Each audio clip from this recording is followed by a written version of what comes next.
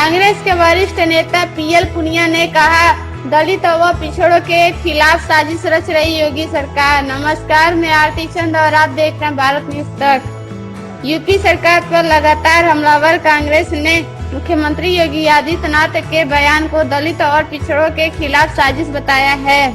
राज्यसभा सदस्य व कांग्रेस के वरिष्ठ नेता पीएल पुनिया ने आरोप लगाया है कि सीएम योगी ने प्रवासी मजदूरों के संक्रमित होने के संबंध में भ्रामक आंकड़े प्रस्तुत किए हैं, जिससे सामाजिक बुराइयां फैल रही हैं।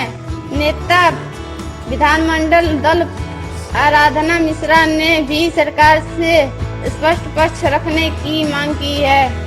मंगलवार को कांग्रेस प्रदेश मुख्यालय में पत्रकारों से बातचीत में वरिष्ठ नेता पीएल पुनिया ने सबसे पहले कांग्रेस प्रदेश अध्यक्ष अजय कुमार लल्लू की गिरफ्तारी का मुद्दा उठाया है।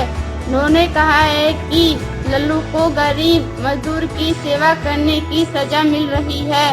जेल में उनसे किसी को मिलने नहीं दिया जा रहा है।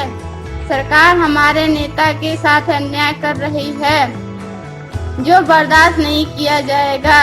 पीएल पुनिया ने सरकार से लल्लू की जमानत में सहयोग की मांग की है।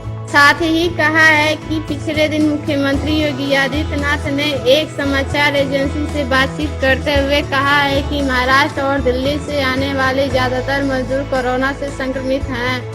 इस बयान से सामाजिक बुराइयां फैलेगी, क्योंकि जो लोग बाहर से आए हैं उनमें से ज्यादा लोग दलित और पिछड़े समाज से हैं। नेता विधानमंडल दल आराधना मिश्रा ने कहा है कि मुख्यमंत्री के संक्रमण संबंधी बयान से भ्रम की स्थिति बन गई है।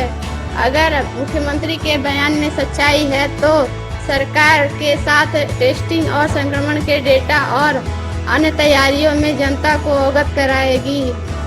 इस पर आपका अपना क्या विचार है? हमारे कमेंट बॉक्स में जाकर अपना सुझाव जरूर दें। धन्यवाद।